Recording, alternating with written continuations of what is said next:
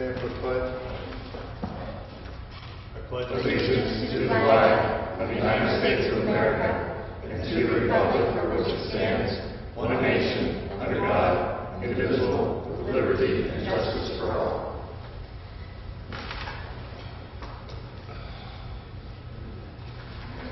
Roll call. Karen? Yes. Clark? Yes. Hudson? Yes.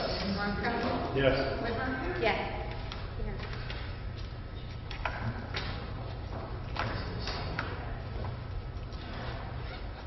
Item 3, motion to adopt the agenda. Make a motion to adopt the agenda. A second motion.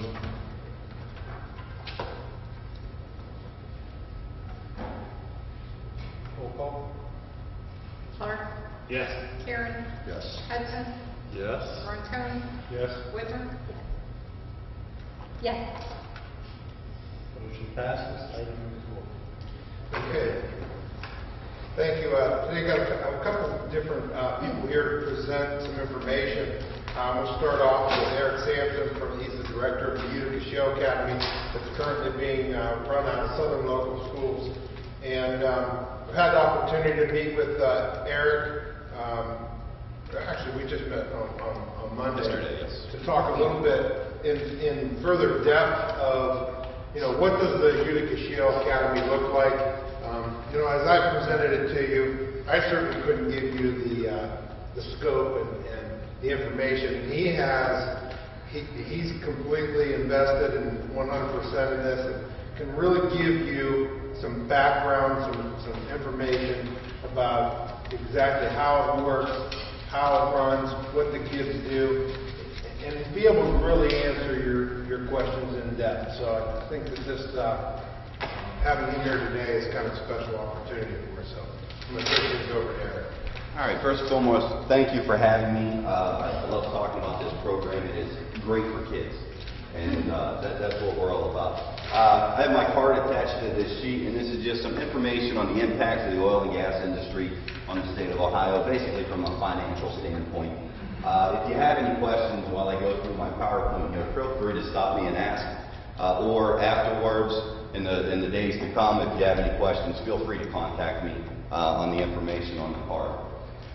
So we are located at Southern Local. I know Mr. Mook did do a presentation for you, and as he said, I'm just going to try to get a little more in depth. I'm the day-to-day guy. I'm in the classroom with the students on a daily basis. I monitor their work, their progress. I set up the speakers, the tours of facilities, anything and everything on the day-to-day. I do have a lot of people behind the scenes that work on the financial aspect and testing coordination and such, but I am the boots on the ground day-to-day guy. So I do have a PowerPoint here. The goal, obviously, of USA is to get kids employed in the oil and gas industry or further their education. We do have kids that want to go on to petroleum engineering degrees, mechanical engineering degrees, and we have students that want to get right out into the workforce. We do have those connections with industry that are interested in hiring these kids right out of school. The day they turn 18, they have their certifications and they can be hired. Upon successful completion, students do receive a diploma from the Utica Shale Academy, accredited by the Ohio Department of Education, as well as different certifications that they can earn as they go through their schooling from grades 9 all the way up through grades 12.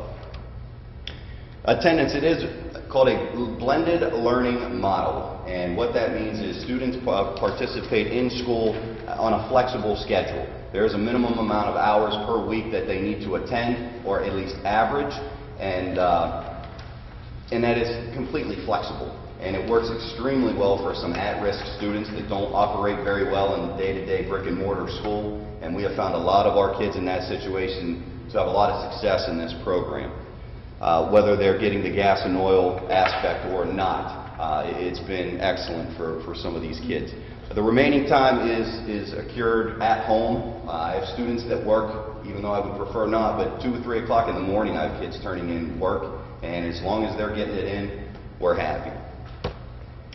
We do utilize the computer-based courses from PetroEd, one of the leaders in the gas and oil industry education for industry. If Chesapeake, Halliburton wants to get some schooling for some of their students, or not students, for some of their employees before they hire them. They'll send them to a company such as PetroEd to get certifications. Our students come out with these same exact certifications, go through these same exact courses as industry folk trying to get some certifications.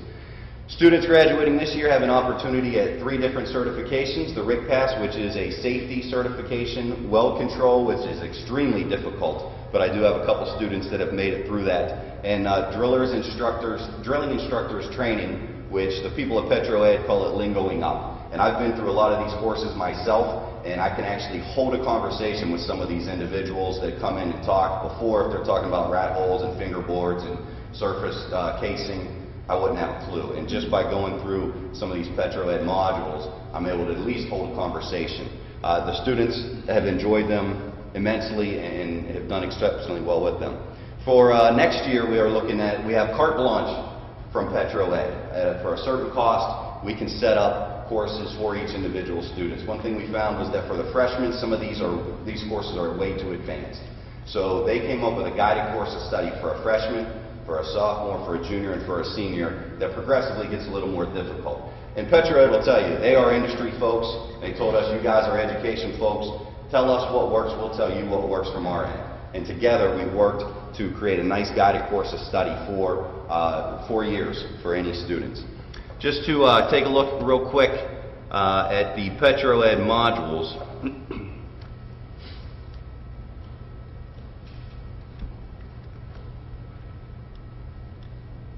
If it'll load up.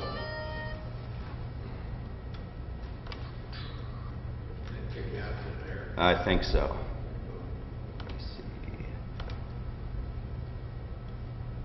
It says I'm not connected.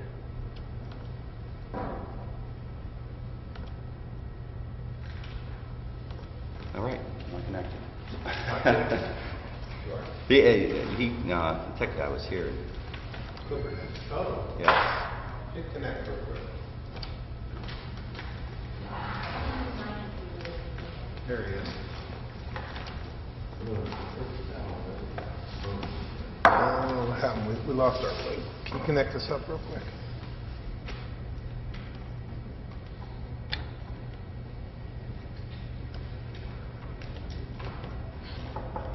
While they're trying to get this on, I will go ahead and talk about the curriculum other than just the PetroEd. We do utilize guest speakers. We had a gentleman, Mr. Brian Loeb from Express Energy, reached out to us when we first got this started, and he has been unbelievable for us. Express Energy has created helmets, safety goggles, working gloves, so when we do go to sites, the students have them, which they're required. Safety is required at every place that we do go. UGE, the Ohio Oil and Gas Energy Education Program, has an excellent teacher training every summer.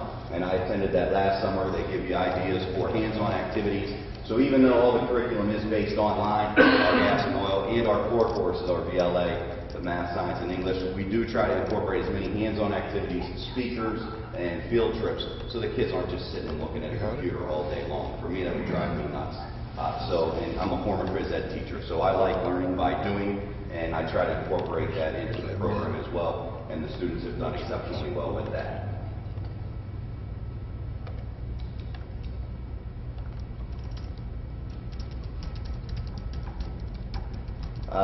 The day-to-day basis, we run, Southern Local runs from 7:30 to 2:30.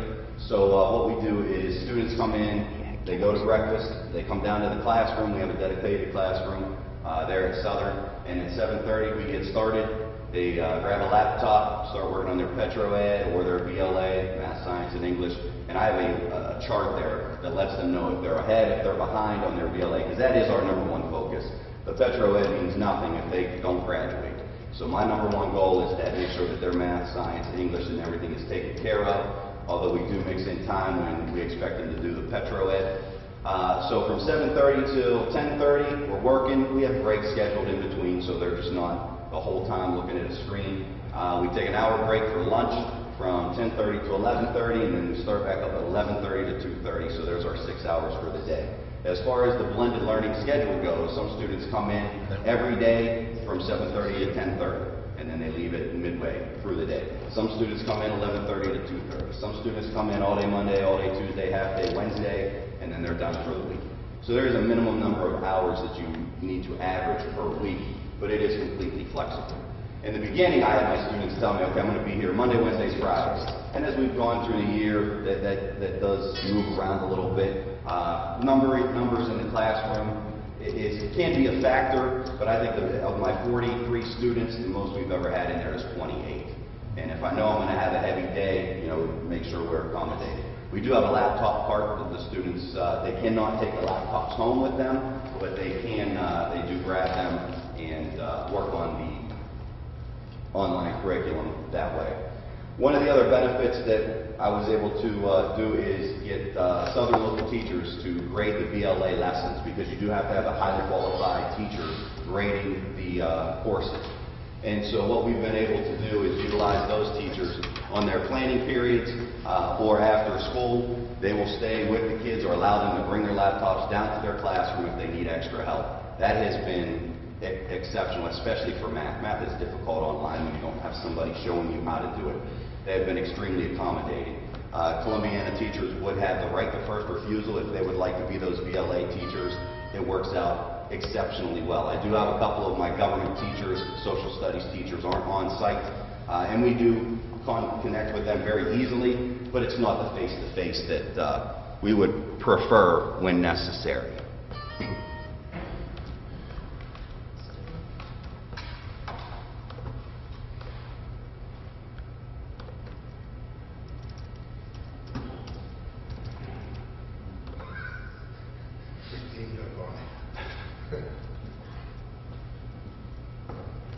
One other aspect of the PetroEd is it comes with a skill stick, and a student could be, I say down there at Southern Local at Highlandtown Lake with a laptop, and as long as they have a skill stick, they can plug it into their laptop, work on their PetroEd, even though they are not connected to the wireless system. Whenever they do get back onto Wi-Fi or internet access, they plug the stick back in and it uploads everything just as if they were working on it while they were on the internet. For a lot of our students that do not have Wi-Fi, this has been an exceptional product for them because they can get some work done at home as well. We'll see if we can come back to this. I would like to show you, the videos and the learning modules are pretty interesting, but we'll move through and see if we can connect here in a little bit. There's our hands-on activities from UJEEP. One is using a donut, and you have to find the oil or the cream on the inside based on some information. You use a straw and try to find it. Over here on the end are some soundboards that we had made, and it's just like whenever they're trying to find gas and oil, they have sonograms that go down into the ground and bring sound back up. It's the same thing. Students tap on it, put a grid paper, and they try to map out the different sounds. So it hits home why, and we saw that out there at Southern a lot, those trucks, the wires all over the ground, little boxes. People thought they were testing for earthquakes. They were just trying to find the gas and oil, and this is just a hands-on activity that helps them do that. Mr. Loeb from Express Energy there is presenting to our students. He has come in. He's actually coming in on Thursday for his last presentation. He has set up all of our tours, our site visits, wherever we've gone, and he would be more than willing to accommodate Columbiana as well. Here we are at a rig site in Louisville, an Enervest rig site. Mr. Joe Wade was exceptional with our kids. This is another picture from that. And then the students got to get up on the rig, which was amazing. These guys are tripping pipe in and out of the hole. And my kids are from here to Mr. Mook away, watching these guys wrestle this pipe. They're covered in mud. It was a cold, windy day. We get back on the bus. I said, all right, who wants out? And the one kid says, Mr. Sampson, you see all those big trucks? Because you see all these jacked up trucks. He said, I want one of those. I said, all right, well then, he said, this doesn't scare me. I said, well, good, that's excellent. And we all know money can't be the only factor, but at least they see what can come if they do well in this industry. Opportunities after graduation for college-bound students. There are four-year engineering programs that they can get into. We have articulation agreements with Stark State, EGCC. We're in talks just the other day with Zane State, where our students can seamlessly go into their programs and get a two-year associate's degree. With the engineering program, last week I was down at the Ohio Valley Oil and Gas Expo in St. Clairsville, and these four young students came up, and they said, we're petroleum engineering students from Marietta, what is this about? So I started to tell them about the program, gas and oil, PetroEd, The one kid went and got his dad and said, "Dad, you can't believe what these kids are learning in high school." So I asked him, "Is this something that would be beneficial to you going, or to any students going into this program?" They said, "You have no idea. We are here at the ground level. These kids are going to come in up here." One of my students did go down to Marietta for a visitation day, and he went to Dr. Chase, the head of the Petroleum Engineering Department, who told him 600 people will apply for 100 seats in that program. It is extremely competitive. And he said, simply coming from the school that you're coming from, although it's not a guarantee, he said you have a pretty good chance of getting one of those 100 seats, simply because of the background from which he is coming. The average age of worker in the industry is 55 plus. We hear this from the industry folks all the time. You see the Texas, the North Dakota, Oklahoma trucks. These people, they want a local workforce. They don't want to have to bring these guys in. It's more expensive for them. They can't find them, and we want to try to supply it to them. We do have all kinds of connections to the industry. Down there at that Gas and Oil Expo, we had a gentleman walk right up to us, and he said, "Who do I talk to about hiring these students?" That's the first thing he said. I said, "Well, I'm the day-to-day guy, I deal with them." He said, "Here's my card, give me a call later." And just person after person was interested in setting up apprenticeships. The iron workers and plumbers and pipe fitters union said, "We want these kids. They're going to have this gas and oil background. We have a 3-year internship, and then they can go right out to work." So we have connections for these kids to get jobs right away. For students not interested in the oil and gas curriculum, we can service traditional students in a non-traditional setting. And for me, this has been one of the biggest areas that has blown my mind with this program. We were initially gas and oil, but because we can service these non-traditional, or these traditional students in a non-traditional setting, your at-risk students that don't work well or fit in very well in the natural or the regular school day, they come in on their blended learning, their flexible schedule, and I've seen some of these students just excel. We have a boy that was expelled from Southern last year, got himself into quite a bit of trouble. Wasn't sure what he was going to do. He was actually our first enrollment last year. He finished his sophomore, the rest of his sophomore and his junior year this year. He's going to graduate next year. Again, there's no guarantees in life, but if he were still at Southern, I don't think this student would ever graduate. And that's not good for anybody. With this route, he is able to and is going to get a diploma and at least have an opportunity to go do something. We do have advanced placement in remedial classes as well. We do have IEP students to honor students, and they all work well in the classroom. Talked about the daily procedure there. Again, 3 hours in the morning, 3 hours in the afternoon, and that's flexible as far as whatever Columbiana schedule would be.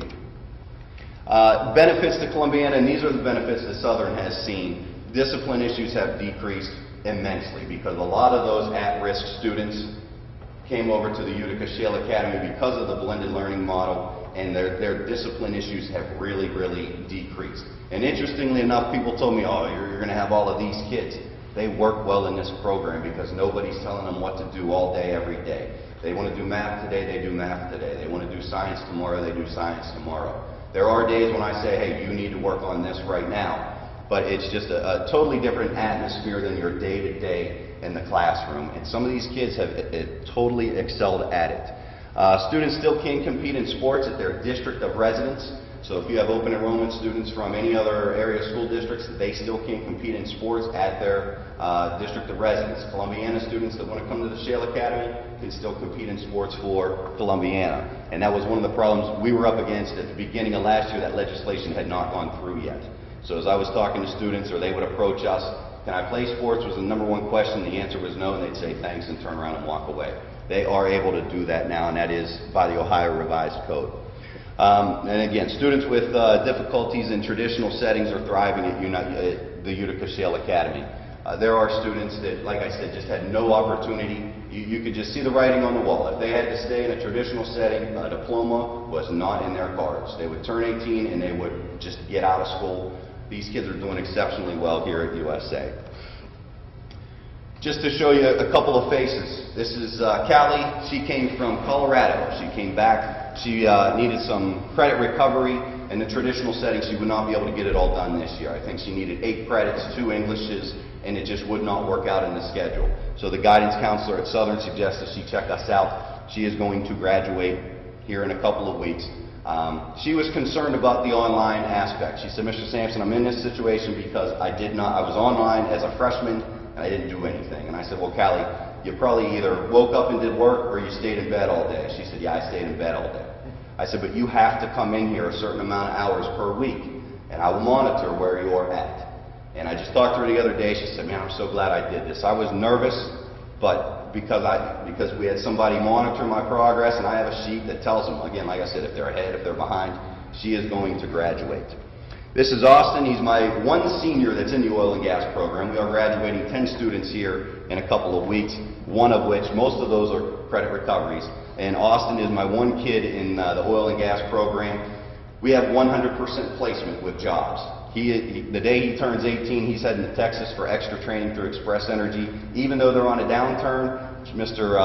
Joe Wade down there said, listen, we're going to bring this kid in regardless. I have enough pull. I know where he's coming from. We want him. Even though we're laying people off, we're going to get this kid in. So he is in. I just had a student the other day tell me, Mr. Sampson, I want to be the first person to graduate from high school in my family.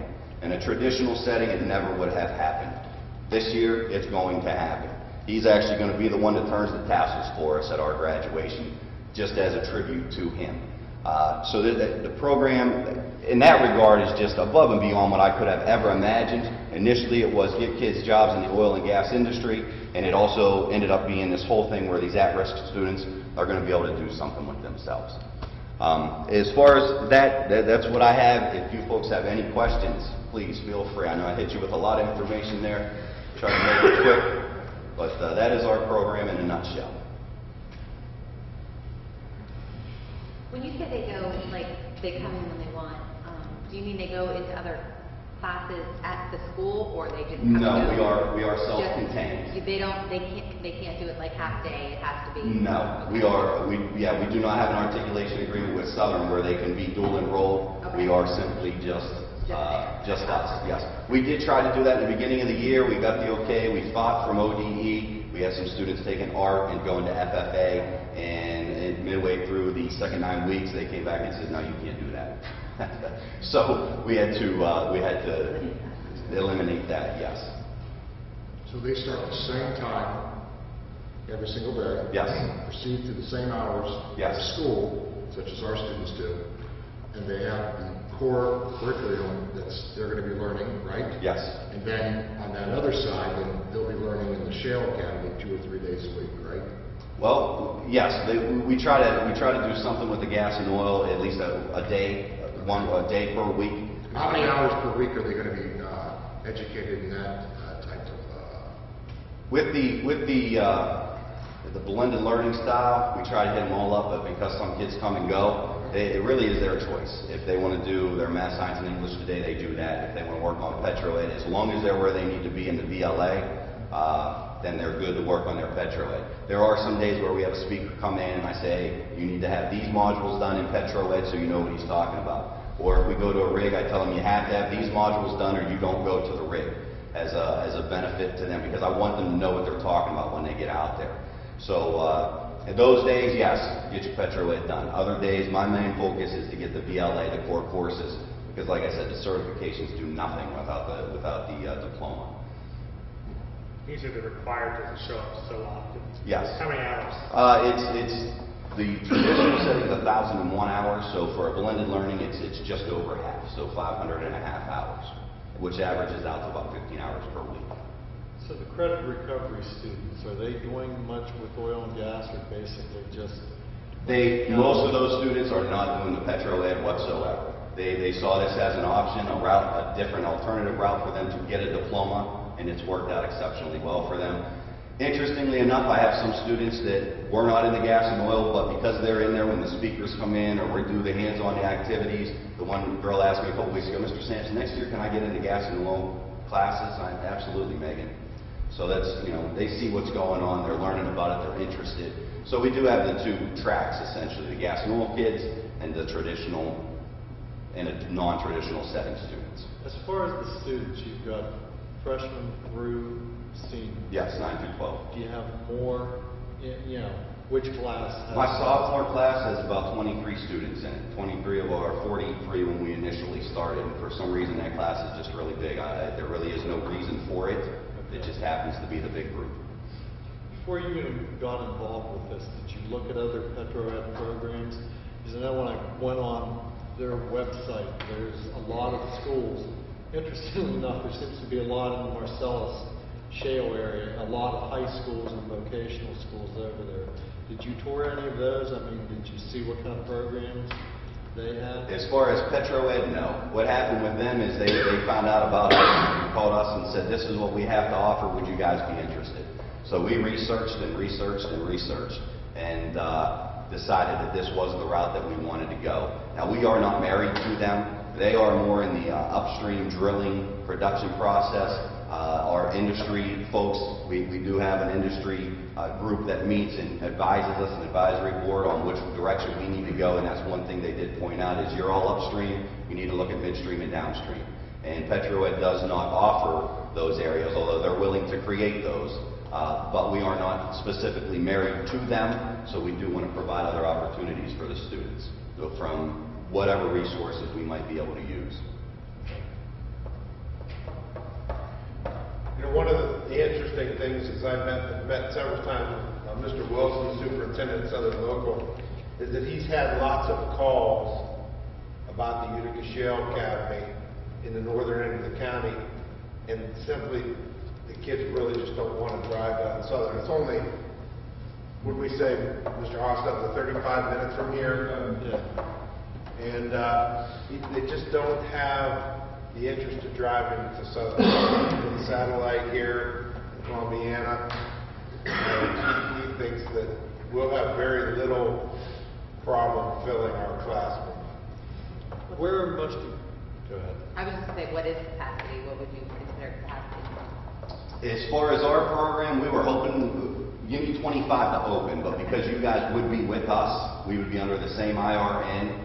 Our two numbers are combined. So if I have 25 and there's 25 here, our school has 50. I think we could easily handle 50 down there. In that situation, the schedule may not be as flexible. I may have to tell students you are a Monday, Wednesday, Friday, this week, Tuesday, Thursday, but we can make that work.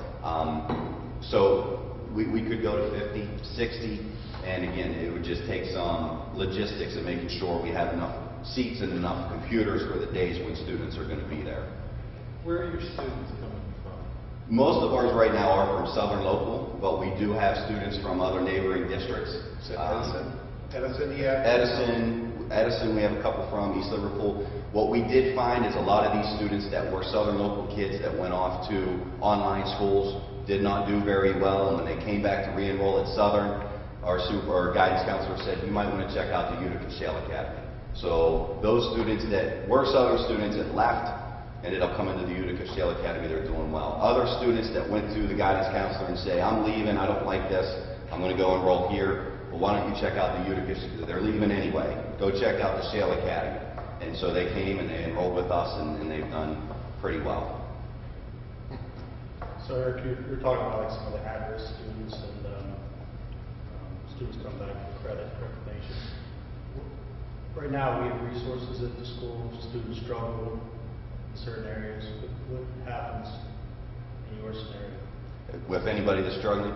Any students that are on IEPs, which oftentimes can be at-risk students, their assigned teacher to grade their courses is certified in special education. It would be our, yeah, that's a question, because that was one of the things that we had talked about. We were considering an intervention specialist for this position, just because of the nature of the position. But if we did not go with an intervention specialist, the Utica Shale School can pay our teachers to service those students. Much like when we were at Joshua Dixon, we had elementary kids in the Dixon Early Learning Center that were special education students, but we had a teacher that was a Columbiana teacher that serviced those students and was paid for by Joshua Dixon's Early Learning Center. This would be no different. The teacher that would be hired as a Columbiana teacher. And our thought process is that we may want to go with intervention specialists in that position. The other nice part about partnering with Southern the way we're looking at doing this is, if there's a speaker down at Southern Local, our kids will have access to that speaker and vice versa. So there's some opportunities there to do some working together in addition to, that being us being a satellite of that program. Just to continue with that, the special ed students do have special ed teachers that grade those, and because most of them are in-house, those students can go down to that teacher either on their planning period, or they come in the morning a little bit early, or they may even stay after a little bit to get extra help.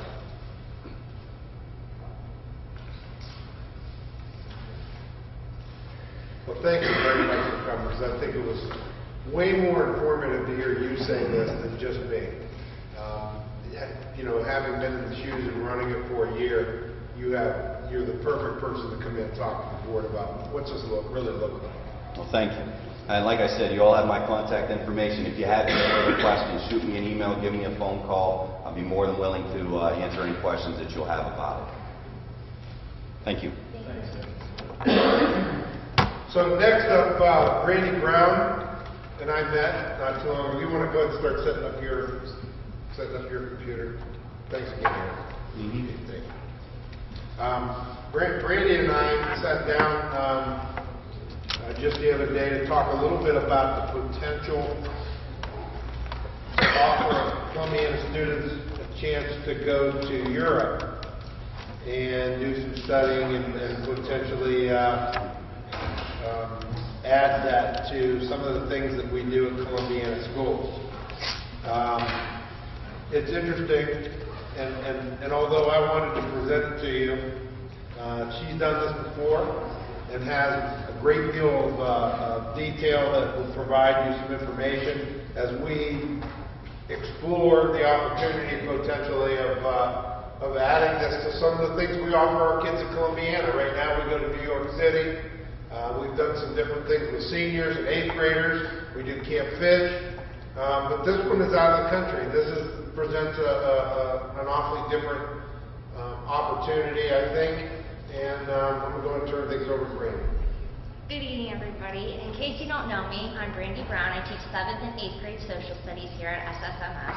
And I'm really excited to present a program that will not only enhance our students' learning, but can also change their lives and future. I'm seeking approval from this board to take our students that will be entering grades 9 through 12 on a European history trip next summer, which is June of 2016. I'd first like to present why traveling abroad will benefit the students of Columbiana. And I have a decent sized list because this trip can really change their lives. I know traveling abroad changed my life personally, and when I chaperoned trips for Campfield, I saw how it changed students' lives, how the light bulb just went off, and how their futures can change. The first benefit is it brings my standards and lessons to life. And because this is important to me educationally, I have a couple of important educational objectives. First, it aligns with the school curriculum to bring subjects, people, places, and events to life. In my 7th grade curriculum, we study about ancient Rome. We look at the Colosseum. We study about Venice. We study about Florence and the trade routes. We look at the Renaissance, and then we start studying about Shakespeare and how his writing impacted the Renaissance. In 8th grade, we look at England in depth because we have a revolution with them. After that, we talk about the French Revolution because they kind of modeled it after our own. And these standards, it's great to talk about them. I can present it with books and simulations, and I can present it with videos. But being able to experience in their culture, being able to see it hands-on, is something that is completely different. The second thing, it will promote understanding, cultural respect, language learning, and global citizenship. It will sharpen key 21st century skills, including communication and global competency, and it will help navigate new experiences and help students change and adapt with confidence. The second reason that I think it's important and will benefit our students is that it will help them have experiences that they won't be able to experience here in Columbiana. They'll help them make memories and have a way to have adventures in a safe and fun way. Studies have shown that people would rather spend their money on experiences and create lasting memories rather than on material things. If I would have had this opportunity when I was in high school at Columbiana, I would have gladly have sacrificed a prom dress and would have worked in the summertime to be able to go and experience what I did when I was in college and after college. Who really wouldn't want to try the 40 different types of gelato flavors, or make a wish in the Trevi Fountain, or be able to say I was in the Coliseum when they were graduating from high school? The third thing is it will help them gain a self-confidence. Whether you're learning how to order pizza in Italy or bargain for knockoff purses in Rome, you're building a confidence and an ability to adapt in foreign situations. People will think about this trip, if I can do it abroad in a completely foreign situation, I will be just fine in a place where at least I share the language, or at least that's what I felt like after I came back from being abroad.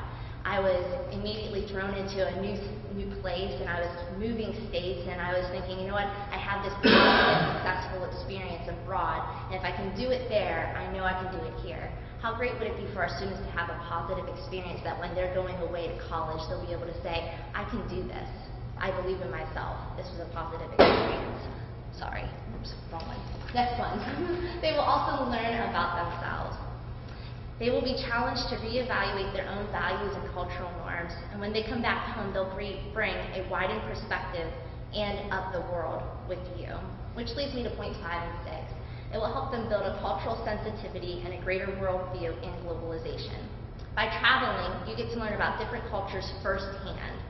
Being aware of cultural values and norms is not only fascinating, but can help us understand international issues and conflicts, or even relate to the cultural norms of a foreign business partner. It is an important skill to be able to shift perspectives and see where someone else is coming from, and that's never more evident than today. And cultural sensitivity will help you with communication both in business and personal levels. As for globalization, with internet and social media, we have access to the world and events in real time. In the world after Columbiana High School, having traveled abroad can give our students a competitive edge, which leads me to networking. Most employers view traveling as a way to become more knowledgeable about world cultures. Traveling also shows them that you are responsible and a mature individual with an ability to adapt to different situations. And lastly, it helps people come out of their comfort zone. Most of our young students here live in a very safe community. They have established friends, and for the most part, we have pretty decent home lives. But when they go outside of this situation, they're going to be forced to connect with people with differences. They'll be able to navigate foreign environments, and when they are forced into these situations, they will learn and they will grow and become a more confident individual. So those are the reasons why it will benefit our students. Now, what makes me a quality chaperone for these students? I have a couple of really unique experiences that allows me to say with confidence that I can take your sons and daughters, because most of you have sons and daughters in that age range, across the pond to a European institution. And the first one is, I did my student teaching in Bern, Switzerland. While I was there, I was able to take students grades 2 through 12 for their gym class skiing in the Alps. We would get them onto a train, take a 45-minute train ride, get them off the train, go to the skiing school. They would ski for about 6 hours. They would have ski instructors there because I don't ski very well. And then we'd put them back onto the train, bring them back to the school, and everything would be perfectly fine and normal. While I was also there, I took the girls' volleyball team to another city for a tournament where we had trains and hostels. We won't be staying in hostels, of course. We'll be staying in hotels. But it was a very great experience. While I was there, I was able to travel throughout Europe pretty extensively, and it was just an amazing experience, life-altering experience. Since then, I have chaperoned European trips for K-12 local schools. When I came back, I was asked by the German teacher to help them chaperone a trip through Austria, Germany, Italy, and Switzerland. They had over 42 students and parents. And we went by train, plane, and automobile, and we had a wonderful experience. And I got to see, for the first time, high school students, when they're acting in foreign countries, so responsible and mature, and they're learning, and they get to see things. We went to Dachau, and they could just understand World War II so much better because of those situations. I've personally planned trips since then to Europe and spent a considerable amount of time there, and I'm extremely organized and comfortable in leading groups. I'm familiar with the countries that we are traveling on this tour, and I have a confidence in the company serving us. Now, when I was starting to come up with this idea, I knew that I would have to do a lot of research because finances are an issue, and I know that expenses are usually one of the things that will hinder us. And so I shopped around not only for the best deal, but for the best company to serve us. And I went through 4 different companies, and I found one that will meet the needs of our district. The first company I looked at was ACES, and they had a 12-day tour of London, Paris, Lucerne, Florence, and Rome, and it would cost $57.75. That cost alone would prohibit many of our students. The second company I looked at was Explorica, and it had a 12-day tour of London, Paris, Providence, Côte d'Azur, Florence, and Rome, and it would cost $45.51. The third company I checked out was Passports, and they had a 9-day tour, so I figured 9 days it would be less expensive. And it was to London, Paris, and Rome, and it would cost $46.73. And I wasn't extremely happy with any of those numbers. And so, especially for what they were seeing and the hotels they were staying at and the safety protocols that they had. So I continued searching, and I found a company that I think would be a great benefit to us. The company I'm looking at is Education First, or EF. It has a 12-day trip to London, Paris, Versailles, Florence, Rome, Pompeii, and Capri, which is way more cities, for a less price, which is $42.94, which is still great, but I would like to explain how we can provide financing for students. And when I was looking at the company specifically, I was extremely impressed with its reputation and its stakes for safety. It has been in business for 50 years. It is the largest international student travel organization. Over 500 schools use it, and it has over 50 country locations worldwide. And they are extremely committed to safety. They offer a peace of mind program, an all-inclusive coverage plan, and global liability insurance plan. And I'm going to explain those 3 in depth because this is what I found to be a selling point. The first is the peace of mind program. And in a nutshell, it's basically saying if we need to alter our tour or cancel our tour or revise our tour, we can do that without any problems up to 45 days. Which, for me, a month out, we shouldn't have to worry about that. But if we need to, like say in September, make a change or an alter, we still can without any problems. After we are under that 45-day mark, if there's a problem worldwide, maybe it's a natural disaster or maybe there's terrorism or things like that, if the United States Department of State issue a warning for any country on our list, we will automatically alternate our travel plans. So if Italy goes under our State of Department watch, we will not travel to Italy. They will either provide us another country, like maybe Germany, for the same accommodations, or they will refund us that price for Italy, that portion. The second thing that they have is global liability insurance plan. And all EF group leaders are covered for the duration of the EF educational tour. They have commercial general liability insurance, and it's provided by nationally recognized insurance companies with an AM best ratings of an A-. And then group leaders in their schools are covered by our $15 million liability policy, and customer payments are protected by a $1 million customer protection plan. And lastly, EF's global liability insurance plan allows for schools and districts to be added to the policy by written agreement, and they can provide a certificate of insurance that details coverage. And our representative, once we get the go-ahead and approval from the board, will write us the certificate. Last but not least, we have the all-inclusive coverage plan. And this protects children, parents, myself, with tour cancellation and interruption, illness and accident.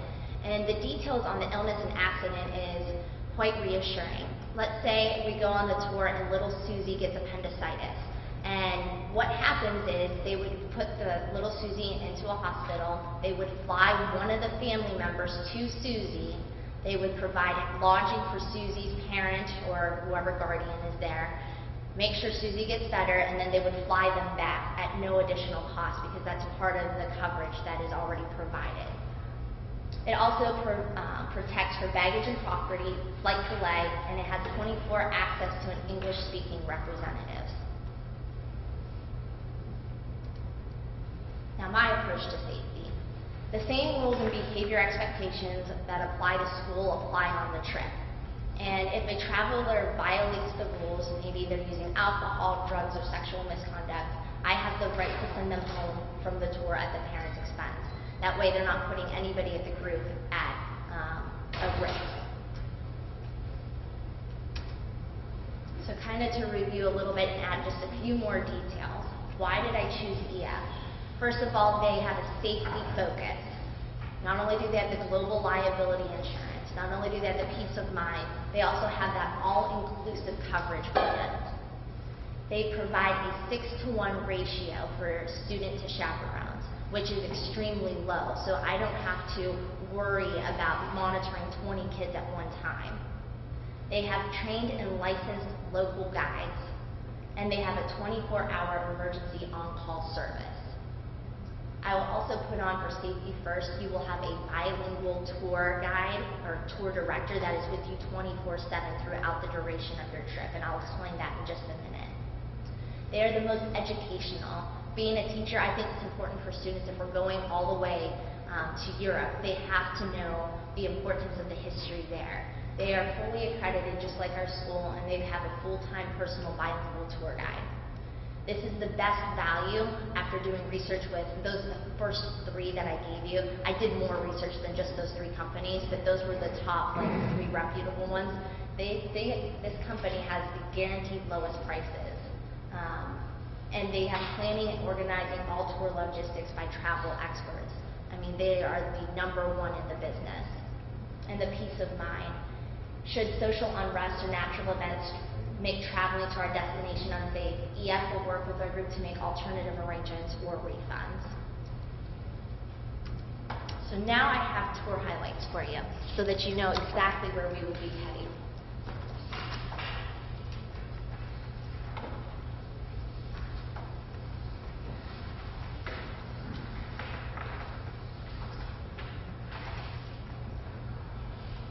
So for our tour highlights, the first place that we will be going is London, England.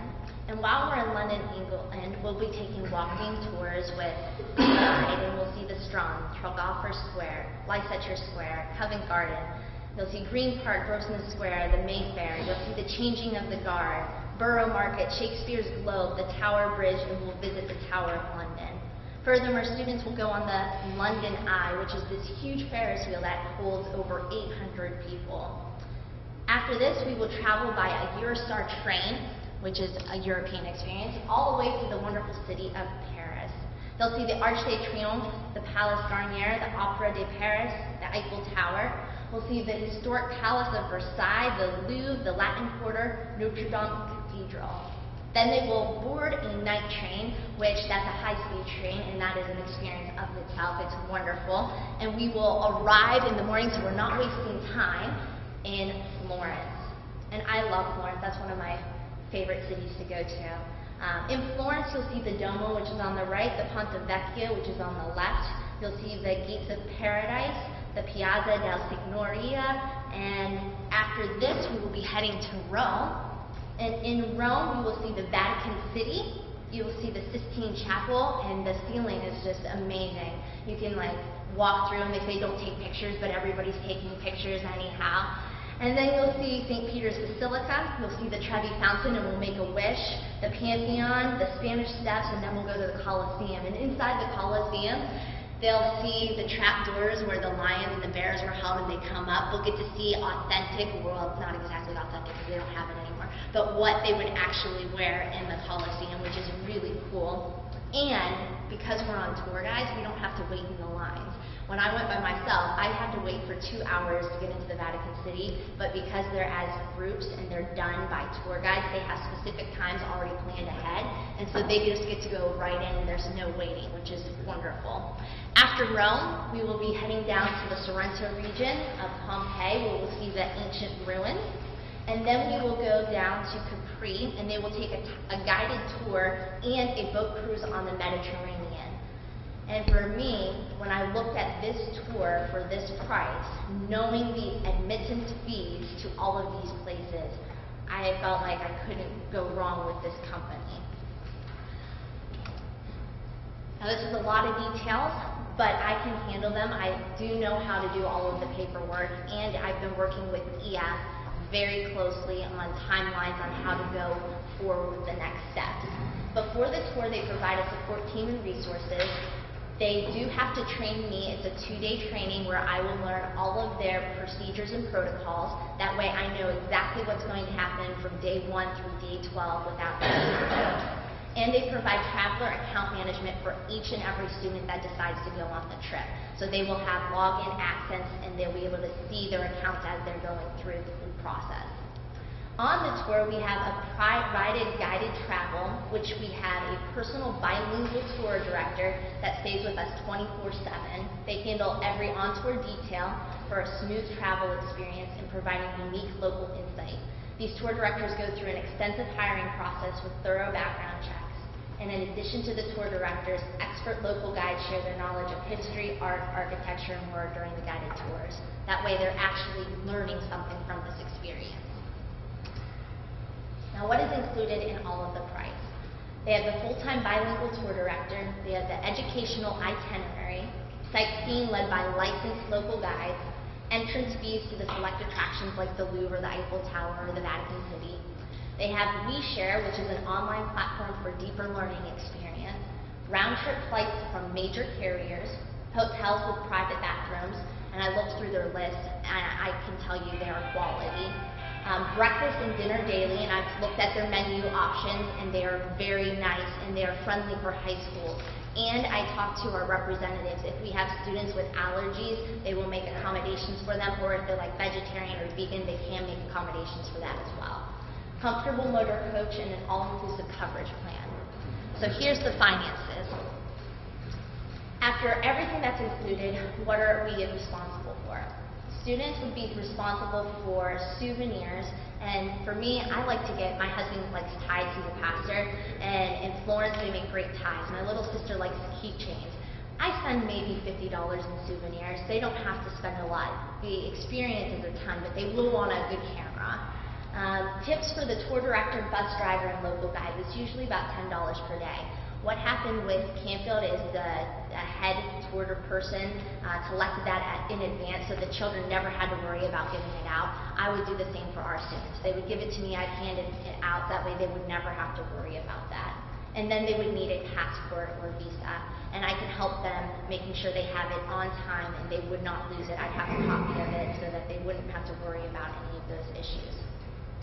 Now here's the price breakdown. Like I said, when I compared the companies, this was the lowest price and the best quality. It's $42.94 for students, and this comes out to be $350 a month. If parents want to come, that's great. Campfield, that actually happened quite often. They didn't want to have to plan their own European adventure, but they still wanted to experience what their kids were experiencing, not because they didn't believe in the company or they didn't think they were safe, but they themselves really wanted to see what their kids were seeing. The adult price is $4,689, which is $383 a month. And there's 3 different ways to pay for this, which is also extremely encouraging. The first way to pay for it is in full at enrollment, and most people can't afford that. Most people do number 2, which is the automatic payment plan. This is when payments are automatically deducted from your bank account, and you can choose either monthly or bi-weekly, and payment methods accepted include the checking account and your ATM or debit card. Upon enrollment, a $95 deposit is due. And the third option is a manual payment plan, and there's a $50 fee attached to that. And this is probably what my father-in-law would have chosen, because he's a steel worker and he gets paid for his overtime like every 3 months. And so for him, it would be easier for him to save up for his overtime and make payments at that point. So on number 3 with the manual payment plan, you receive invoices to make your payments, and up up to 3 installments. And the payment methods accepted include the credit card on this one, ATM or debit cards, or personal checks. And my father-in-law will be all over the credit card getting extra points on his Visa. And upon enrollment, a 95 deposit as well as a 155 coverage plan is due. Now to me, $350 is a lot, but I do know that I like to travel, and I work somewhere between 2 and 4 jobs a year or more, whether it's I'm tutoring or doing other things. For our students, it comes out to be $12 a day. And I see my students come in with little Dunkin' cups, and I see them getting extra cookies at lunch. Would it be worth it to them to say, I'm not going to go to Dunkin' for a year? Would it be worth it to them saying, I'm going to mow lawns and cut grass, and I'm going to babysit, and I'm going to work at Sparkle and Subway? Would it be worth them saying, I'm going to wear one of my friend's prom dresses and save the $500? Is it worth them to say, I'm going to put money for Christmas and birthdays towards this program? To me, I would have said yes in high school. And I probably would have even begged my mom, I will work in the summer the next year if I can't afford it this summer to pay you back for this. And what my goal is to make this a program. That way, that's not a one and done thing, but that students can start planning ahead that I'll do a trip, maybe not this exact same one, maybe a German one, every 2 to 3 years, so that it becomes established a part of Columbiana's norm, so that they can start saving money. For this first trip, all we need is 6 individuals, and they can go for this absolutely wonderful life opportunity. I think it's a great thing to provide for our students, not only for our students, but for our school. I know that there are numbers of schools that are doing this, like Rescue, Canfield, Poland, Warren, JFK, Salem, and so I think that this would be a major selling point for our students too, for those who can afford it and would like to spend the time to save the money for it. Do you have specific questions for me that I can answer? Randy, when you said you need 6 individuals, is that 6 students or 6 periods? 6 individuals, Okay. so it could be maybe 4 students and 2 parents, but it's 6 individuals. There's a lot of questions I have, but I mean, I have a ton. I'm sorry, But that was a we're lot. obviously we're limited time, so if that presentation is forwarded to me and to us, I would believe, I'd certainly like to review it for you, then go back over it. There's a lot, maybe we can shoot those questions to Don, and he can help us through it. Sounds good. And I think part of the presentation today is if we're looking at as a possibility of this tour, you need to be informed about what the thought process is, what the detail involved is in this, and not just see this on a board agenda coming up saying, hey, we're going to go on a European trip. Yeah, I wanted to give you a heads up to make sure we have your support. There's certainly a lot of planning that has to go in the front end of this, not to mention the commitment from a number of students. Yeah. So, to consider this has to be something that the board is comfortable with as well. So that's why we wanted to have this presentation now to say, all right, is there some interest or is there some concerns? We talked about some safety concerns, not having been to Europe myself. I don't have a foundation for what this looks like. But Brandy has. Now, from a trust factor, would I send my child? Absolutely, I would. With Brandy, I think that from that standpoint, I'd be probably all over this as a parent. If my child would want to go. Jimmy could be your child. You want to go? He wants to go to the Coliseum The and reason run I'm around. presenting it now is because if I have your approval and support, I'd like to talk to students before the summer so they can get summer jobs, so they can start making the financial decisions to make this a reality. So I know that you have questions, you want to review the material, but I'm kind of trying to be able to meet with kids before they leave on summer break so that they can have the opportunity to save when they're out of school. I guess, Brandy, from my standpoint, I have lots of questions just like Mr. Karen does. I think it's a great idea, and having a daughter that has traveled extensively, I was very happy to hear no youth hostels. I think that would be a horrible idea for a high school student. I agree. I don't know if it's a good idea for anybody, but I think it's great, but I do think that we need, the safety concerns, the liability, all those things that unfortunately we have to look at. I mean, if my college student decides they want to do study abroad, then, the first thing is, okay, what does the university have? What's the program like? What are the opportunities? All those things. But I think, I don't have children, you may know, that are in high school. But I guess what I look at as a parent is, what is the school doing? What is their involvement in this? Because I know as a parent of a college student, you looked at the university and said, okay, are you promoting this, or is this just something, here it is, go ahead and do it? So those are the things that I think we have to look at. I think it's a great idea, I honestly do, and I'd love to see high school students take that opportunity. Having seen, having traveled a little bit and being in a foreign country during a time when a lot of kids are backpacking, what I learned was kids in other countries travel extensively. Kids in the U.S. go on spring break and go to Florida and now the Bahamas. But they don't travel all over Europe. They don't travel all over Asia. And kids in those countries, they really do. And you can see the difference in them. So I think it's a great idea. It's just, we got to look at how this is going to work. Would this be similar to like when they would go in 7th and 8th grade when they went to like DC or New York or things like that, when it wasn't a school, it wasn't through the school? Are you looking to do it? Because like in the past, those weren't considered scholarships, they were just considered offered to our students. I don't remember how that worked. Lori, do you know? I mean, because there really wasn't, it wasn't like a through the school trip. Well, we're talking about June, what is it, June or July? Right, so this would just be offered to our students, but not necessarily, it's not a school sponsored. Well, yes and no. I would have to say if we're sending a staff member that's interested in running this, it's going to be just like our New York trip. The only difference is they're not actually missing school days for this trip. Now, there are some educational opportunities involved with this where potentially high school credit and or college credit can be granted in this type of trip as well.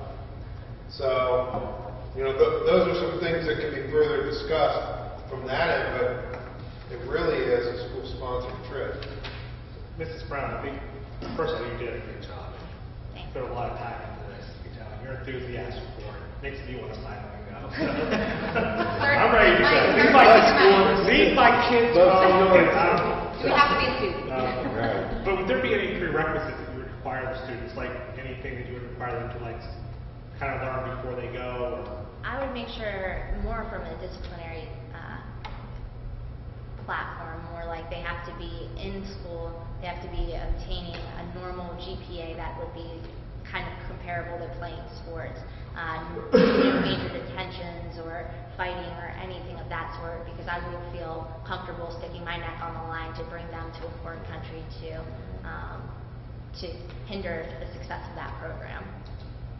And pretty much they have to pass my class in 7th and 8th grade to be an eligible 9 through 12. So they'll have had all the educational standards for like these ones. I think it's a great opportunity.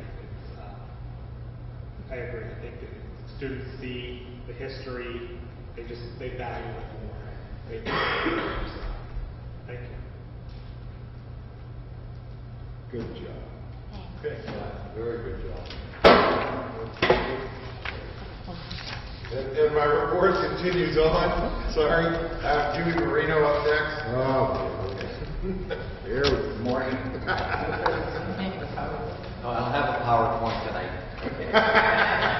Come on. All I want to tell you is a few things. This building was built in 2000. It's 15 years old. I went over things with Don. The experience I have in the over 35 years is this building was built with no levy, and it was built with the money they had at the time, thanks to Lori, and I don't know how she did it. Our heating system, we have rooftop units that are 15 years old. The life expectancy of these units are 12 to 15 years. So right now, this chiller the one chiller, this heating system has to be run with the air conditioning and the boilers on at the same time. Because you chill the air, you send air, and it mixes in a box. And then it shoots it out into the room at 70 degrees. It's the most inefficient heating system there is in the United States. Okay, so I'm just going to tell you, it was built with the money we had. That's all we had. So that's what we had to do at the time. So I just want to tell you the things that we're going to project that I plan on doing this summer and the things that need done. Okay. Now the one thing was the rooftop units. It's $10,000 for that compressor for that over there on the roof over there. Now there's 2 compressors in each unit. For the auditorium, there's 3 on that unit, 3 on that. We replaced one 2 years ago. So that one lasted us 12 years. So the life expectancy these engineers figure out for these rooftop units is 12 to 15 years. So we're going to have to, our new treasurer is going to have to watch that because I'm not going to be here long. You know what I mean? I see the light at the end of the tunnel. Okay? It keeps getting brighter and brighter. Okay? But I just want to bring these things to their attention. Let's be quiet in the back. Okay. Now, that other thing we're going to do, this building is 15 years old. I'm planning on this summer, I want to paint all the high school walls, okay, more likely from ceiling to ground. Because the marks, we have solutions that we might wipe down, take the marks off. It takes the paint off and you have light and dark spots.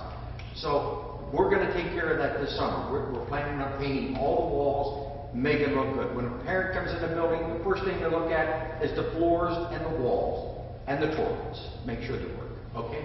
But that's our project for this summer here, for the halls. I'd like to go into when I painted a bathroom one time, and I'm colorblind, honestly colorblind. And I painted a room, and I told Lori, you better come see this locker room. She said, just so it ain't purple. What color do you think it is? Purple. I thought it was white, but it ended up being purple. But we're gonna fix that bathroom.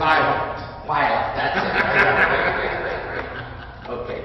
The next thing I got is we have a middle school locker room that the high school wants to use our practice field over here. So we want to get in there and dress that up and clean that up a little more. I'd like to address a little more work to the middle school because that's our only building that, you know what I mean? We have to address that. Because you look at South Range, you look at here, you know what I mean? And it's a positive thing. Okay. Floor tile, okay, it's outside. I don't even want to mention the word, but anyhow, it needs replaced. You know, like we did at Joshua Dixon, you know, we did that. But that's one thing. Ceiling tile in there, we had to rip them out, put them in. So what I'd like to do is do a couple sections of room. Clean the grid work. The grid work is good. We clean it and everything, put new tile in there, and we could replace that. What? Okay. A couple of sections? No, the classrooms. Do the Classrooms and then per year? Or? No, that's what I'm saying. Do a couple a year. You know what I mean? Yeah. Now, here's the big thing. I got prices for parking lot. We got a lot of parking lot here. And it was 15 years ago when they put this in. And it's alligator from the weather, and it's just like alligator ink, just looks like an alligator skin. It just pops out. It needs addressed. I got a price, I almost fell off the seat today. Okay? Don will tell you it was $170,000. And that was only half of the parking lot. Half. Okay? Okay, the blacktop. Then the rooftop. Now this building, like I said, it's 15 years old. Motors, I just replaced 2 motors on the field house roof, okay, for exhaust. Those motors are $380 a piece, okay? But these motors, they lasted 11 years, you know what I mean? 14 years. So what is the life expectancy? If you bought a washing machine when your mother had a washing machine for how many years? 30 years. Now you buy them, they last 5 years, okay? Everything you buy, you do, okay? Auditorium, we're going to change. We're going to get a lift and go up on the auditorium. There's a special lift that we got to get over the seats. We're going to fix all of the auditorium lighting in there, okay? I'm trying to go through this fast because we had a lot of presentations tonight, okay? The bleachers at the high school, we have to go in and we have to, you're supposed to get them certified every 5 years. But I go in and check all the nuts and bolts and everything. They have a lot of problems. There's relays that got to be changed on them and things like that. Is going to be costing us money there. Sidewalks. In the front of the school, you see, you walked in before me. You see how it's all, years ago they used rock salt. You can't use rock salt on blacktop, on cement because it pops a grout. So we have a lot of sidewalks that need replaced. I got prices on them from 4 different companies. It was too late in the year to start pouring cement. It was it's football season. So I couldn't get them to act or anything else. But the sidewalks estimate was like $13,000 for out here and a big, 105 foot. We were going to put the metal bleachers. If you ever went out in the soccer field, we have metal bleachers up here. And what we were going to do is move them down, level it out, and put them on concrete. You know what I mean? So that's another thing we had to do, okay? And then we needed a dishwasher, but we're going to a Beaver local auction. Not auction, it's a supply house. And they're getting a new building. So we're going down tomorrow to salvage some stuff from the building, okay? Before the auction. Yeah, before the auction, we're going down, okay? There you go. Yes. And I just went home today and I read the paper. And with the superintendent, the treasurer, the administration, I read that Columbiana was rated 80-some%. I was so proud to read this paper. We were like a silver, we get a silver certificate or something? Yep. It said Columbiana was #1 above all these other schools. And it makes you proud. So I got to commend the superintendent and administration for what they did with these kids. But this is just a rundown, and Lori will be getting the purchase orders. But I want you to keep in mind, we do not know what to do with the blacktop. We don't know how far to go. The front of the school is decent, and then where the kids park over here. But the back and the front, I get people in there to patch, and it's a lot of money just to get them in here to patch. But that's my whole report, Mr. Moore. Anything else? Thank you, sir. Okay. Thank you. Thank you. That's Jim Marino, M-A-R-I-N-O.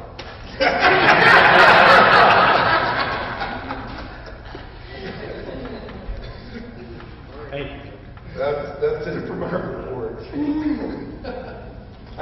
only thing I want to say is that I'm glad all of you came today to see the retirees. I think it's a nice opportunity for you to see them, and I know they appreciate you coming. So it's a nice program, and we're going to hopefully enhance on that in the future. That's it from our report. thank you. I don't believe we have a motion from clerk. That takes us to number 6, principal's reports. Okay, here's the principal report for Joshua Dixon. Nothing from the side. Congratulations and best wishes to the retirees. They won't be missed. I put in there, just in case you're interested in attending any, I put field trip destinations, dates, picnic dates. They're all held at Firestone Park. The OAA, the 3rd graders took a fall administration in the spring. The data will be ready for download on June 15th. Reports not coming out till June 25th. That being the case, with the 3rd grade ACU requirements, I do have approximately 8 students that did not pass in the fall. Not saying they didn't pass in the spring. They may, and in fact probably did, but not getting those results till the end of June. I am going to be giving them the Terra Nova. It's also a state-approved test to give in place of, just to give them another chance, so that if they don't pass that, then they still have the opportunity to take it in July.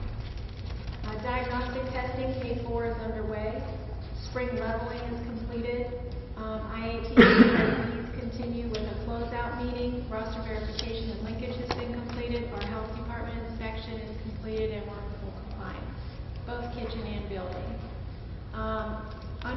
For professional development, K-8 are in the process of working over the public library together, both grade levels and vertically with the grade level before them and the grade level after them, working on curriculum mapping.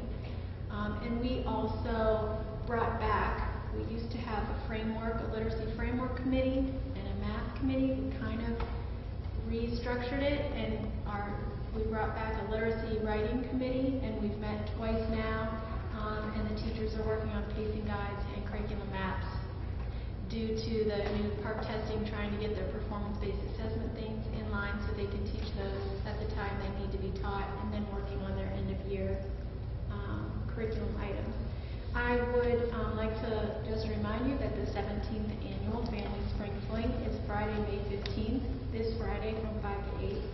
I'd like to thank all my parent volunteers who volunteered this year, and I'd like to thank our PTO for everything they did for our kids this year. And I'd also like to thank Mr. Rob Miles. I don't know, some of you remember Julianne Miles. She was my guidance counselor. Every spring since Julianne passed away, Rob Miles gives me $250 for guidance to order. In the past, she's ordered all the things for the Obeas Bullying Prevention Program, videos, storybooks, games, puzzles. I didn't take it, Dave did. So I really just want to thank Rob publicly for that. He never forgets. He does it religiously every year, and it's greatly appreciated. That is my board report. Thank you. Southside Middle School board report. Trying not to repeat anything that Mrs. Sharshan already reported. Southside's also involved in the literacy committee meetings and the race to the top sequencing meetings. Clipper Sports, spring sports tomorrow. The Clipper track team will be finishing up their seasons.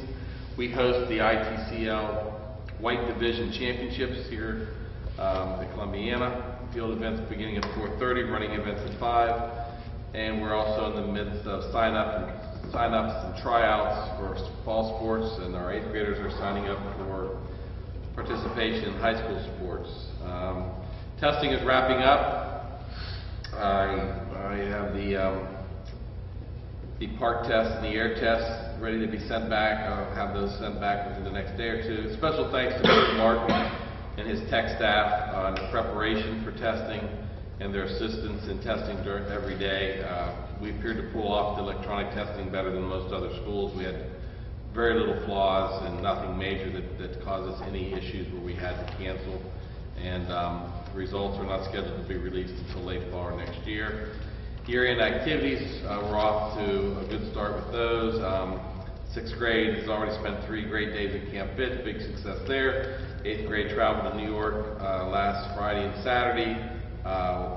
Had lots of fun, lots of historical sightseeing, cultural activity of a Broadway play. 5th grade will be traveling to the Science Museum in Pittsburgh.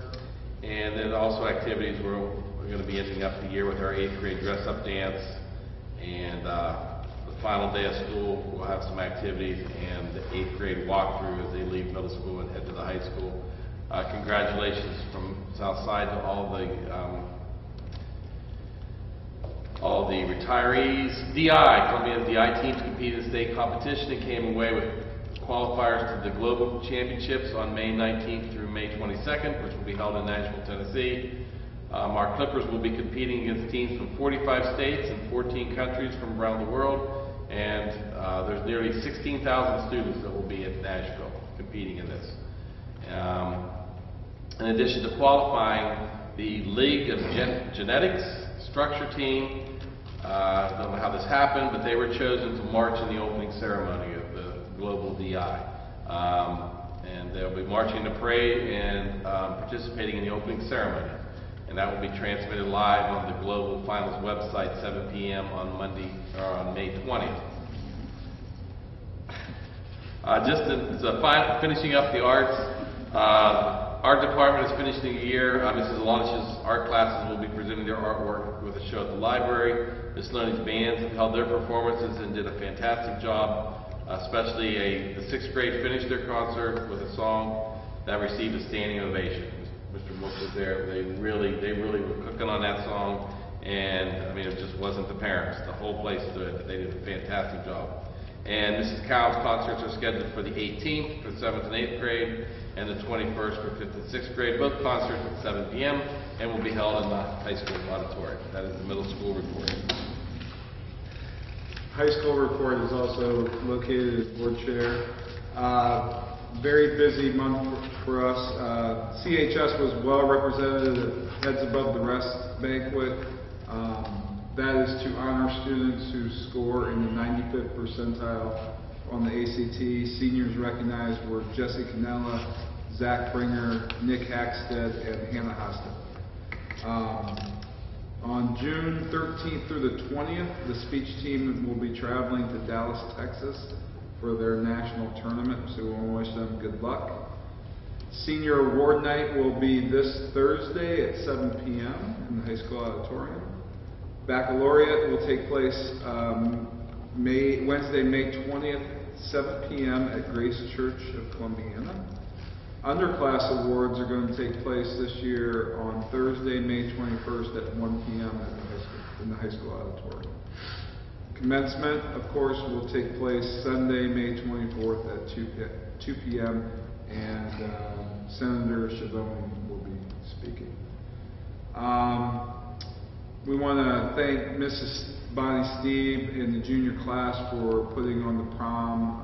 If you were there to see Grand March, it was really decorated very nicely, and thanks to Mr. Marino for all the time that he spent helping them.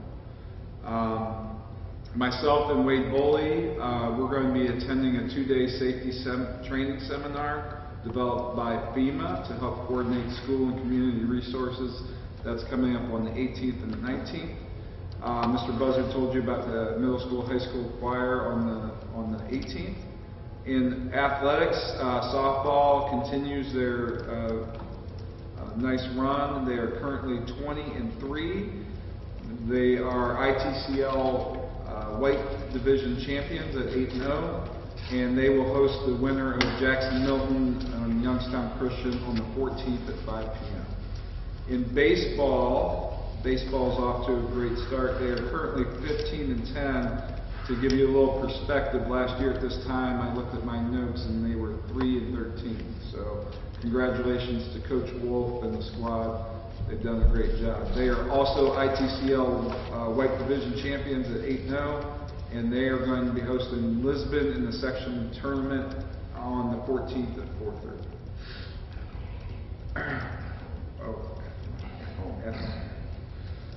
Track, we hosted the Clipper Invitational last weekend. I believe we had 16 schools here. ITCL Championship will be on the 16th at EP. Districts will be the 20th and 22nd at Springfield. Cheerleading tryouts are taking place the week of the 18th. And physicals for fall, we're going to have them June 3rd and June 17th from 1 to 3:30, and the cost will be $10. Thank you very much.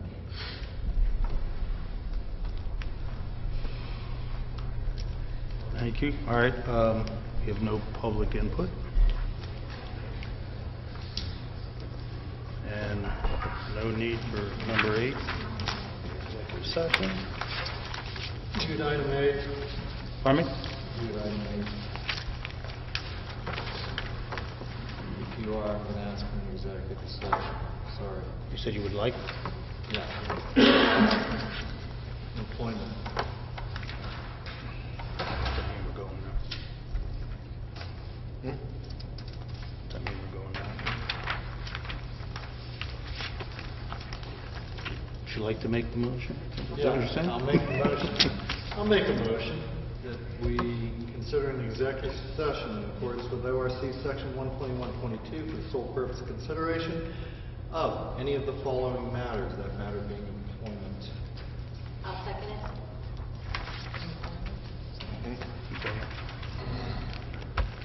Any discussion? Roll. Hudson, Yes. Whitmer, Yes.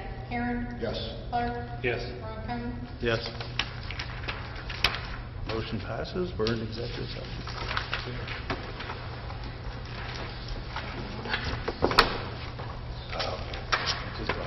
All right.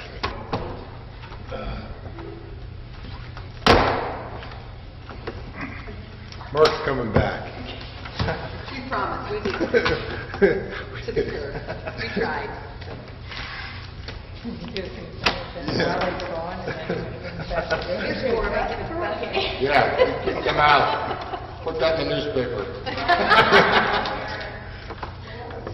We told work teams that we took kick Mark out. Kick him to the curb. You could. I don't know you guys. We'll have to. Okay.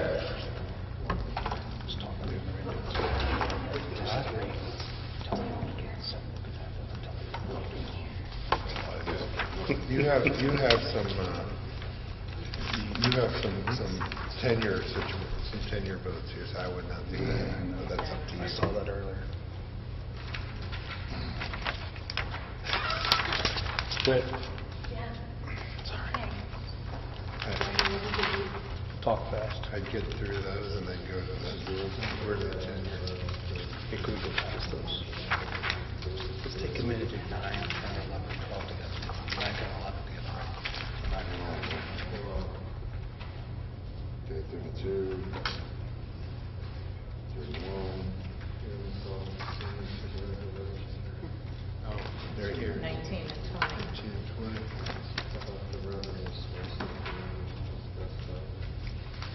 You can send them. They're all what those do. Through 18. 34, 18, and then 21 through.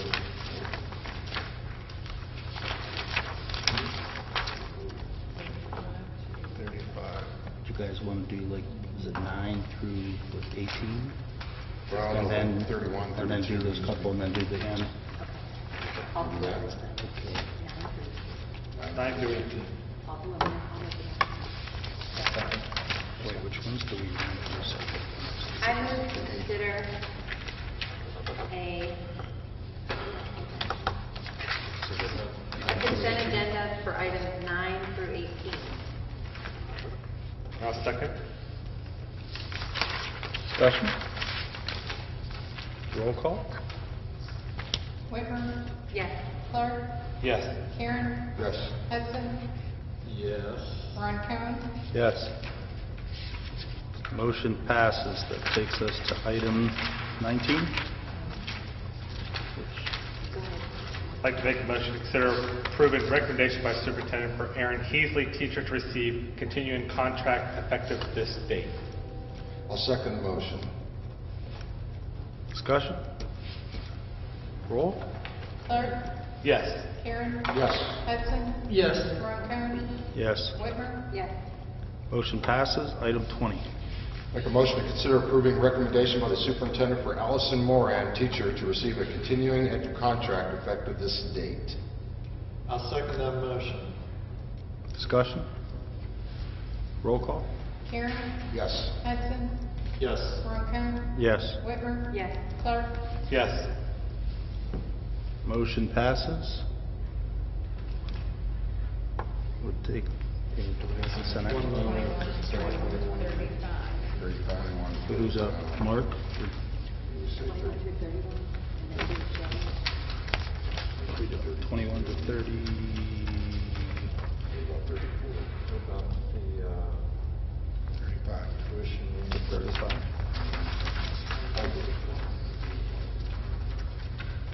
I'll agree to 21 to 28, 41. Mark's negotiating. I'll make a motion to do a consent agenda for items 21 through 28. I'll second that. Discussion? Roll? Hudson, Yes. Whitmer, Yes. Karen, Yes. Clark, Yes. Ronco, Yes. Motion passes. I'll move to consider approval of tuition reimbursement for contract for Lance Hostetler, high school principal, in the amount of $2,955.60. I'll second. Discussion? Roll? Whitmer, Yes. Karen, Yes. Clark, Yes. Hudson, Yes. Ronco, Yes. Motion passes. Item 30. I'd like to make a motion to consider authorization to offer student accident insurance for the 2015-16 school year through the Mills Insurance Agency. Second motion. Discussion? Roll? Clark, Yes. Karen, Yes. Hudson, Yes. Ronco, Yes. Whitmer. Yes. Motion passes. It takes us to item 31. Make a motion to consider approving a service contract with Mahoning County Educational Service Center for the 2015 through 16 school year as follows. Special education services in the amount of $239,070.30. I'll second the motion. Discussion? Roll call? Karen, Yes. Hudson, Yes. Ronco, Yes. Whitmer. Whitmer, Yes. Clark, Yes. Motion passes. Item 32. I would like to make a motion to consider approval of an agreement between the Jefferson County Educational Service Center, Utica Shale Academy, Southern Local Schools, and Columbiana Exempted Village Schools for the 2015-2016 school year as per the following resolution as set forth below. I second it. Discussion? Roll call? Hudson, Yes. Whitmer, Yes. Karen, Yep. Clark, Yes. Ronco, Yes. Motion passes. Item 33. I move to consider approval of an agreement with the Mahoning Valley Regional Council of Government in order to utilize council services and abilities to be in effect from July 1st, 2015 through June 30th, 2017 as per agreement provided with this agenda. Second. Discussion? Question. Mahoning Valley Regional Council of Government. Just curious, is this a new entity? I realize what the address is, so I understand who it is.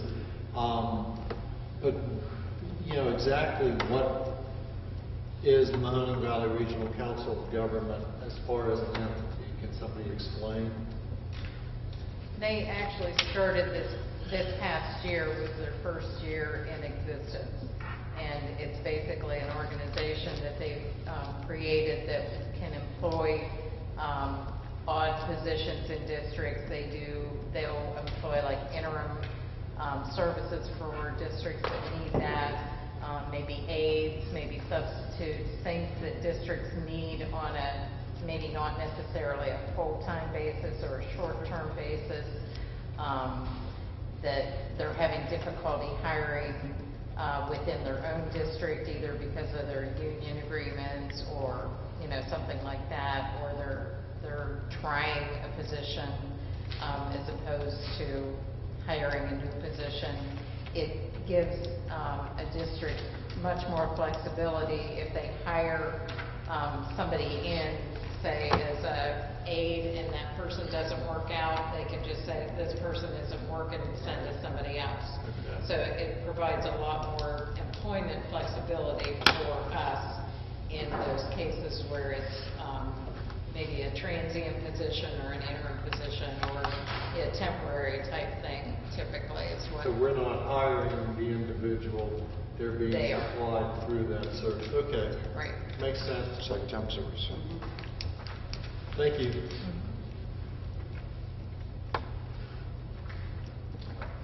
Roll call? Whitmer, Yes. Clark, Yes. Karen, Yep. Hudson, Yes. Ronco, Yes. Motion passes. Item 34. I'd like to make a motion to consider approval of a 2-year agreement with the Jefferson County Educational Service Center effective July 1st, 2015 through June 30th, 2015 to offer Virtual Learning Academy, an internet-based educational curriculum and delivery system designed for grades K through 12 as per the agreement provided with this agenda. I'll second that. Discussion? I got one question. How many students take advantage of VLA?